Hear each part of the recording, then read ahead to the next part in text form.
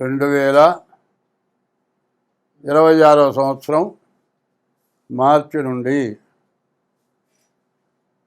2026 సంవత్సరం మార్చి 19వ తారీఖు నుండి 2027 ఏప్రిల్ 6వ తారీఖు వరకు పరాభవనామ సంవత్సరం జరుగుతుంది.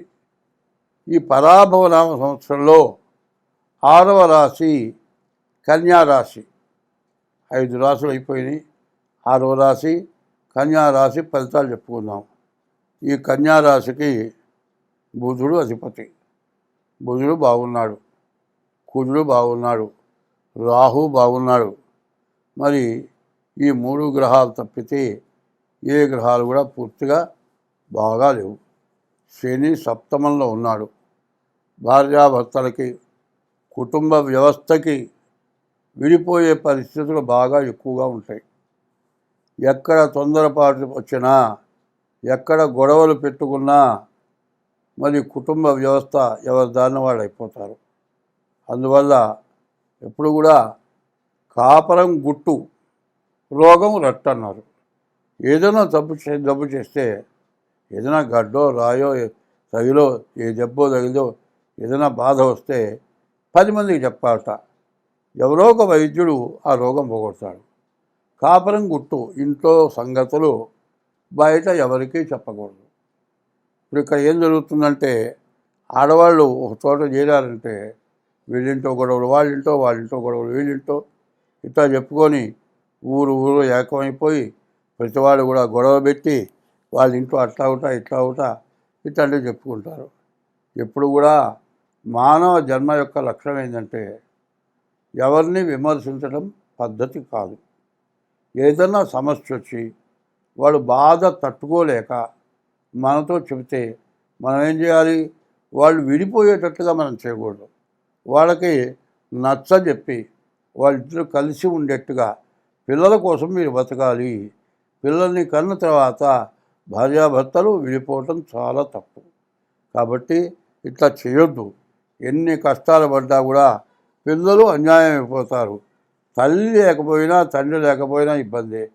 తండ్రి వెళ్ళిపోయి వేరే పెళ్లి చేసుకున్నాడు అనుకో, తల్లి పెళ్లి చేసుకోకుండా ఉండి పిల్లల్ని చూసినా కూడా తండ్రి బాధ్యత పిల్లలకు రాదు. ఇంట్లో వరకు తల్లి చూస్తుంది, బయట పిల్లలు ఎట్లా ఉన్నారో తండ్రి చూస్తాడు. అదే తండ్రి హయాంలో పిల్లలు ఉన్నారనుకో, బయట ఎట్లా ఉన్నాడో చూస్తాడు కానీ ఇంట్లో పిల్లలకి తిండి గుడ్డ మరి ఇంట్లో కావాల్సినవన్నీ తండ్రి చూడలేడు. కాబట్టి భార్యాభర్త ఇద్దరు సక్రమంగా ఉండాలి. పిల్లల్ని జాగ్రత్తగా చూసుకోవాలి. పిల్లలు ఇప్పుడు అనాథ శరణాలయాలకు వెళ్తున్నారు ఎక్కువ మంది. ఇట్లా వెళ్ళటానికి కారణం ఏంటంటే పెళ్లి చేసుకొని ఏదో సమస్యతోటి గొడవ పెట్టుకొని మరి కోర్టుకెక్కి పిల్లల్ని అన్యాయం చేసి విడబడిపోతే మరి పెద్దవాళ్ళు, ఆ పిల్లవాడు నాయనమ్మ మరి తాత ఉన్నారు, వాళ్ళు ఎంతో జాగ్రత్తగా చూస్తారు. ఇక చివరికి చూడలేక అనాథ శరణాలయాల పాలన చేస్తారు. మరి ఇట్లాంటివి జరగటం మంచిదేనా? మంచిది కాదు. ఈ అనాథ శరణాలయాలకు వెళ్ళకూడదు. తల్లిదండ్రులు వృద్ధాశ్రమానికి, కన్న పిల్లలు అనాథ శరణాలయాల పాలు కాకూడదు. ఇట్లా చేసినట్లయితే వివాహ వ్యవస్థ వల్ల చాలా పాపం చేసుకున్నట్టు. ఎందుకంటే ధర్మపత్ని అన్నారు. భార్య ధర్మానికి ఉపయోగపడేది భార్య, భర్త ధర్మాన్ని భరించేవాడు భర్త. వీళ్ళిద్దరు కూడా ధర్మమైన మార్గంలో ఉండి పిల్లల్ని జాగ్రత్తగా చూసుకొని మరి పరాయింటి నుంచి వచ్చినటువంటి ఆడపిల్ల అత్తమామల్ని తల్లిదండ్రులాగా చూసుకొని కుటుంబ వ్యవస్థ బాగా ఉంటేనే ఏదైనా బాగుంటుంది. లేకపోతే సమస్యలు అయిపోయి చాలా ఎక్కువ అవుతాయి. ఇందులో రాహుకేతువుల మధ్యలో గ్రహాలు పడ్డాయి. కాలసర్ప దోషం ఉంది. మరి కుజుడు 6 మరి కాలసర్ప దోషం. మరి శుక్రుడు 7 ఉన్నాడు. అయితే శుక్రుడు బాగాలేడు, శని బాగాలేడు, రవి బాగాలేడు, గురువు బాగాలేడు. మరి ఇట్లా అన్ని గ్రహాలు బాగాలేవు. ఉన్న వాటిలో 3 గ్రహాలే, కుజుడు, బుధుడు, రాహు. ఈ 3 గ్రహాలు తప్పితే ఏ గ్రహాలు కూడా బాగాలేవు. దీనివల్ల చాలా సమస్యలు, చాలా ఇబ్బందులు ఉన్నాయి. కాబట్టి ఎంత జాగ్రత్త పడితే అంత మంచిది. ఏదో ఎట్లా పోతుంది అని ఆలోచన చేయటం కాదు. ఈ సంవత్సరంలో మరి 2026 మరి మార్చి 19 లోపలే నేను చెప్పింది వినగానే డేట్ ఆఫ్ బర్త్ ద్వారా కానీ హస్తసాముద్రిక ద్వారా కానీ మీ జాతకం చూపించుకుంటే ఎందువల్ల మీరు ఇబ్బంది పడుతున్నారు, ఏం చేస్తే మీ బాధలు పోతాయి అన్ని వివరంగా చెప్పడం జరుగుతుంది. మీరు సుఖంగా ఆనందంగా ఉండగలుగుతారు. అట్లా కావాలనుకుంటే మా ఫోన్ నెంబర్ ఉంది 6300061241. ఇంకో నెంబర్ ఉంది 7801071946. ఈ 2 నెంబర్లలో ఏ నెంబర్కి ఫోన్ చేసినా నేను మాట్లాడి మీ జాతకం చెప్పడం జరుగుతుంది. కొద్దిగా ఫీజుకు వేయాలి, ఫీజు ఇచ్చి మీ జాతకం చెప్పించుకుంటే మంచిది. సో ఈ రాశి వాళ్ళకి చెప్పాలి అంటే కన్యా రాశి వాళ్ళకి 8 ఆదాయం 11 ఖర్చు కూడా విపరీతంగా ఉంది. కాబట్టి మీరు చాలా జాగ్రత్త పడాలి. స్వస్తి. ఆదిత్యోర్కో రవిర్భానుర్భాస్కరశ్చ దివాకరః మార్తాండస్తంతాహేలు శ్రీశ్యాం రవిః. గురుభ్యో నమః. ఓం శ్రీ గురుభ్యో నమః. ఓం శ్రీ గురుభ్యో నమః. కళ్యాణం కమనీయ కోమలకరైరార్ద్రాక్షతారోపణం కన్యాదాన పురస్సరం సురగురోర్విప్రాశిషానుగ్రహ బాహ్వోత్కంకణబంధనం దశగుణం మాంగళ్యసూత్రాన్వితం సీతారాఘవయోర్వివాహ సమయే దేవాదిదం మంగళం. కళ్యాణౌ కమనీయ రూప విభవౌ కల్పద్రుమౌ శ్రీపదౌ కంజాక్షౌ కనకోపమాంబరధరౌ కంజాననౌ పారిణౌ కళ్యాణ ప్రమద ప్రదౌ కవినుతౌ కస్తూరికాచర్చితౌ శ్రీదౌతౌ శుభదం తదీహ భవతాం శ్రీజానకీ రాఘవౌ. 2026 సంవత్సరం మార్చి నెల 20వ తారీఖు నుండి 2027 ఏప్రిల్ 6వ తారీఖు వరకు పరాభవనామ సంవత్సరం. మరి నూతన సంవత్సరం అందరిగా జనవరి వస్తే నూతన సంవత్సరం అనుకుంటారు.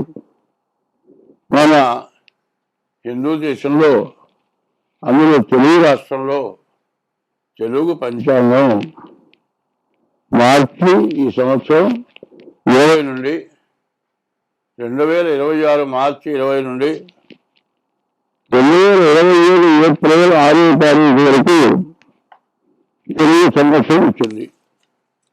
ఈ తెలుగు సంవత్సరంలో ఈ సంవత్సర ఫలితాలు చెప్పుకుందాం. ఇదివరకు ఇప్పుడు కూడా మాస ఫలితాలు చెప్పుకుంటున్నాం. ఇప్పుడు సంవత్సరం మొత్తం ఫలితాలు చెప్పుకుంటున్నాం. ఈ సంవత్సరం మొత్తం ఫలితాల్లో మొట్టమొదటి ఫలితం ఏమిటో అంటే మేషరాశి చెప్పుకోవాలి. 12 రాశుల్లో 1వ రాశి మొదటి రాశి మేషరాశి. ఈ మేషరాశి ఎక్కడ చూద్దాం. ఈ మేషరాశికి వచ్చేది కదా 5 గ్రహాలు బాగున్నాయి. రవి, బుధుడు, కుజుడు, రాహు, శుక్రుడు. ఈ 5 గ్రహాలు కూడా బాగున్నాయి. అయితే రవి పూర్తి ప్రతిష్టలు ఇచ్చేవాడు. అప్పసామి దగ్గర ఏం చెప్పారంటే రవి కనుక ఈ రవిరేఖ అనేది ఉంటుంది. అప్పసామి దగ్గర రవిరేఖ లేకపోతే వారి జీవితం వ్యర్థమైంది. అటువంటి రవి ఏకాదశంగా ఉన్నారు. కుజుడు, బుధుడు, రాహుడు. రవి, బుధుడు, కుజుడు, రాహుడు వీళ్ళందరూ కూడా ఏకాదశంగా ఉన్నారు. ద్వాదశంలో శుక్రుడు, శని ఉన్నారు. 3 గురువు, మరి 5 కేతువు. అయితే ఈ రాశి వాళ్ళకి ఒక రకంగా చాలా బాగుంది. రవిని కూడా కలిసి ఉంటే బుధాదిత్య అన్నారు. బుధాదిత్య రాహు ఉంటే ఏకాదశిలో ఉంటే డబ్బుకి తెలియలేదు ఎక్కడ డబ్బులు చేతికొస్తాయి. ఇల్లు బాగుంటే ఆస్తులు, పొలాలు, ఇల్లు ఇవన్నీ కొనుక్కుంటారు. అవి బాగుంటే మీరు ఏ వృత్తి చేసినా కూడా ఆ వృత్తిలో మంచి ఆదాయం బాగుంటుంది. అయినా చుట్టూ జాగ్రత్తలో ఉన్నారు. ఈ శుక్రుడు వల్ల వివాహం కాని వాళ్ళకి వివాహం అవుతుంది. ఒకవేళ వివాహం అయ్యి ఉంటే వాళ్ళకి సంతానం జరుగుతుంది. భార్య బాగా అనుకూలమైపోతుంది. ఇంతవరకు చాలా బాగుంది. బాగుందండి ఎంతైనా చేయాలి మనం.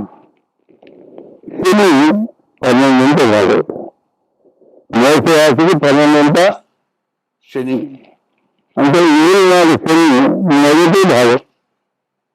ఒక్కొక్క రాశిలో శని 2 సంవత్సరాల 6 మాసాలు ఉంటారు. అటువంటి శని మరి 12 ఉండటం చాలా నష్టదాయకం. ఈ శని 2025 మార్చి 30వ తారీఖు శని మీనరాశిలో పెట్టారు. ఇప్పటికీ సంవత్సరం అయిపోయింది. 7 సంవత్సరాల 6 మాసాలు, దానికి మొత్తం సంవత్సరం అయిపోయింది. ఇంకా సంవత్సరంన్నర జరగాల్సి ఉన్నది. మరి ఈ రాశివాళ్ళ పరిస్థితి ఏంటంటే శని గురించి ప్రత్యేకంగా చెప్పారు. ద్వాదశాష్టమ జన్మస్థం శని మంగారకో గురు కుర్వంతి ప్రాణ సందేహం స్థానచయం ధనక్ష అన్నారు. మరి బతకడానికి చాలా కష్టంగా ఉంటుంది. బతుకులు ఏది కావాలో ఆ కావాల్సిన ఏది పోతారు. మరి ప్రాణ దేని ఎక్కడైతే తక్కువగా అనిపిస్తుంది.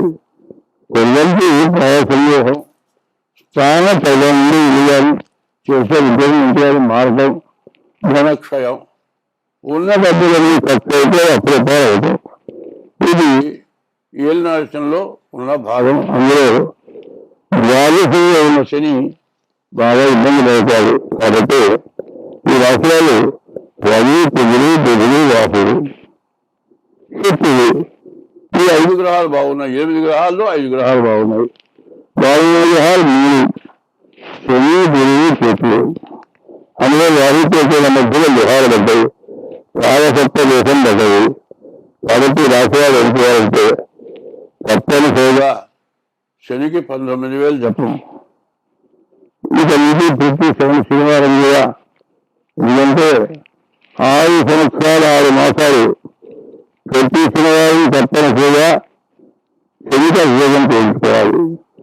శని 9 శనిక విభజన చేయించుకోవాలి. తర్వాత ఈ సంవత్సరంన్నర ఎందుకంటే 2006, 2026, 2027 దీని వరకు కూడా పరిస్థితులు శనికి 19,000 జపం చేయించి 4 నెలలు రావాలి.